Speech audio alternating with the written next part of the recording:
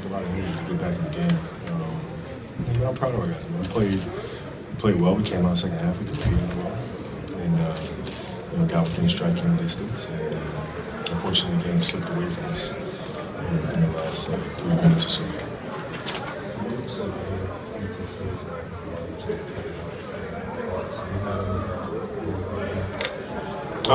Yeah, a little bit. I mean, it just didn't feel as lively as it did the last game, but we have a couple days here. Hopefully, we get better in Detroit. Kobe, when did you first get the thought of retirement? 2 years ago, and then being definitive about it. A couple weeks ago, whatever it was, 2.5 weeks ago.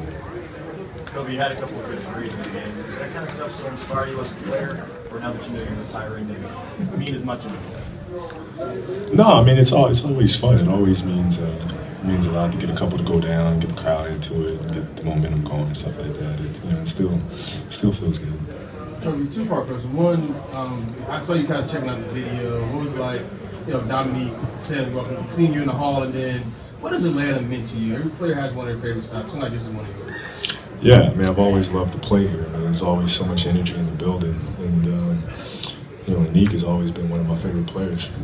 Growing up, and I had a chance to catch up with him a little bit before the game, and so many great players that have played here, and the video tribute that they did, and even the Black Mamba at the zoo. I mean, that stuff is it's pretty darn cool. Hey, Kobe, speaking of your retirement, there's so many things in your legacy that we could go over. It's that 81-point game, your 5 championships, thousands upon thousands of careers. What is it about yourself that you're most proud of that sticks out most to you? I would say just sticking with it. There's a lot of tough times. You know what I mean? There's a lot of self-doubt, and a lot of criticism, and a lot of moments where you feel discouraged and stuff like that. And being able to just keep your head down and continue to work and continue to stay with it, continue to believe and continue to push. I think that's personally that's always been the most important thing to me. Kobe, Derek Fisher, Jason Kidd, all they're retired. Straight to coaching. Nope. I see you more as a GM, straight to GM. Nope. Neither not coaching GM. Nope. If I'm involved in basketball, and from a league perspective, it would be from an ownership perspective, if at all. I'm not dealing with any of that day-to-day stuff. It's not happening. Have you thought more about what you do after retirement? Of course. I have a pretty good plan that I feel very solid about, very passionate about, and when the time comes, I'll be able to focus on that 110%. Any memorable moments looking back in Atlanta that stick out to you? Yeah, it was when I first came in the league. It was fun playing against Smitty and Dikembe and those guys, and Blaylock. I enjoyed those moments, and trying to go to the rim and trying to challenge Mount Mutombo. Those are always fun moments, and it was. I remember during the All-Star game, we were doing an event, and Dikembe was there, and my oldest daughter was with me, and I said, "That's Dikembe Mutombo," and she looks at him, and I'm not sure if she understands really. I said, "He's one of the best defensive players of all time. Let's go say hello." So I go up and I introduce him, and Dikembe says, "Hey, how you doing?" and he puts his hand out to shake her hand, and she looks at him. She goes, "No, no, no!" And we both just fell out laughing. It was like, she knows him from the commercials. She doesn't know him from, it was just the funniest thing in the world. Now, Kobe, when you think about cities like Atlanta and Orlando, places on the East Coast where, you would only go one time this year, is there added pressure to show up, to perform and play minutes, serious minutes in those kind of games? I wouldn't say added pressure. I mean, it's fun to be able to get out there and play. I mean, it's even if my body's a little sore, it's not that moment. This moment's not coming again. pulling up to the arena and getting ready for the game. It's not going to happen again in this arena, walking down the tunnel and so forth. And, so it's important to try to enjoy these moments as much as possible. Kobe, for all your successes, you're going to Detroit. Do you ever think about that finals? Of course. Is that one you'd like to have back? Of course. Still eats at me. Absolutely does. And I'm upset that I gave Richard Hamilton something to brag about, because up until that point he never beat me, and that just kills me. Kills me. Ever since making the announcement official, have you had any concerns that you showered with gifts from the person taking? No, I mean, that's a good concern to have. It's a good concern to have. It's always a little awkward for me. I don't really know how to respond much other than just saying thank you and being really appreciative of it, and it's a good concern to have. But you don't want anything like No. No, I like what's been going on with the doing video tributes and the response from the fans and the players as well. To me, that's the most special, and that's more special than any gift. What made you tell Byron in the last I second? have no idea. I don't know. It just slipped out. It slipped out. What about the minutes? I said, it doesn't matter. I'm not playing next year anyway. He was like. And then when I looked at his face, and I realized, I said it, and he was just shocked. And I just said, you know what, I'm just leaving him like that. I'm not even going to try to soften it up. I'm just going to mess with him a little bit. And then after the game, he just kind of walks by and he goes, hey, you remember what you said during the game? I said, yeah. He said, did you mean it? I was like, yeah. He was like, okay, yeah, all right. But it just kind of slipped out.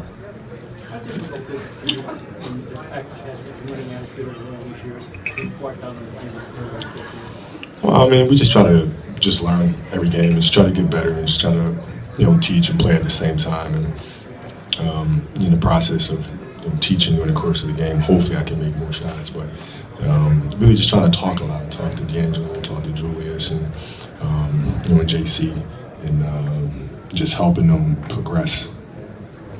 Kobe, recently Sports Nation featured an impersonation of you. Brennan Armstrong did the impersonation. You actually commented on, I believe it was Twitter. It was fantastic. Was it spot on? Oh, it was great.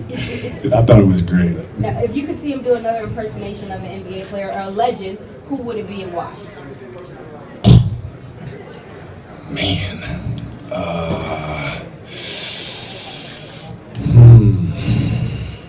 I don't know. He's kind of done all the Top Gun. I mean, you'd have to kind of go back in the day. Bob Cousy. So, when you were a young player coming in, you went at Jordan kind of famously. What's it like now, kind of being on the other side of that with the young guy coming at you? Honestly, they really don't right now. It's like, it's when Michael came in the league, he was still, the championship team playing at a really high level. And, right now, where I'm at, I'm like 3 generations removed from these guys, man. So they don't really. It's more like they're not really coming at me like that. It's strange. One thing Coach Bud said was that he didn't really hear much of the cheers of your name. Is that something that you paid attention to? No. I think for Buzz, the important thing for him is to make sure he stays locked in what his team is doing. And, they have an opportunity to make some noise in the playoffs, and I had a chance to talk to Darvin a little bit after the game. And, they got 4 days off, and then they got a nice, tough stretch coming up. So it's important for him to stay locked in, and I'm sure he'll keep him locked in. He doesn't play around. I felt amazing.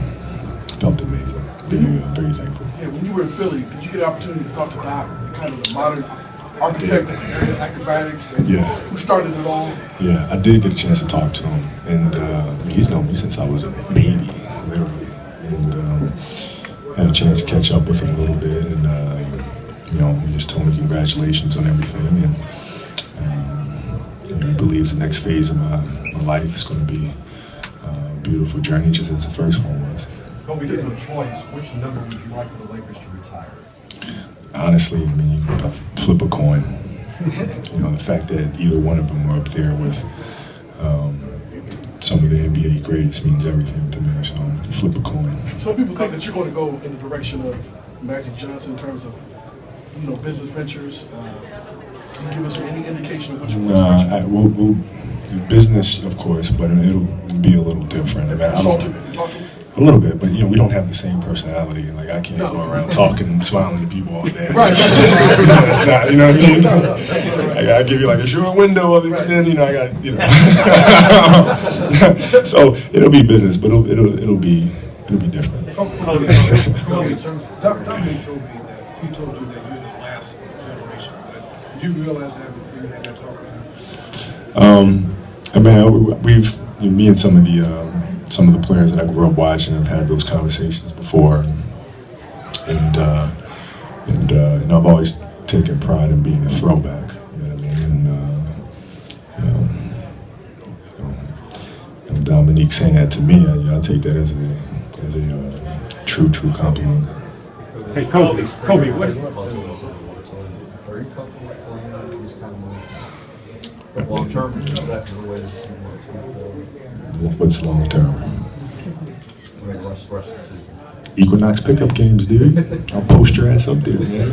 I'm sure you will. For the rest of the season. Doesn't matter. Kobe, 92 Olympics, Magic, Bird, one more shot with the fellas. Have you considered that in Brazil? I know you like soccer, Neymar, anything? Yeah, I mean, a little bit. It really just depends on my body, and it'd be great to hang out with the guys and one last time and to be around them and to compete with them a little bit and go out on that scale. And it's probably more special to me than some of the other players because I'm an overseas kid. I grew up playing in Italy and to kind of finish on a global format, surrounded by so many great athletes would be pretty cool. Hey, Kobe, Kobe, what does the Lakers organization and the Bus family means to you after 20 years? It mean everything to me. I mean, listen, our relationship is beyond that of owner player. I mean,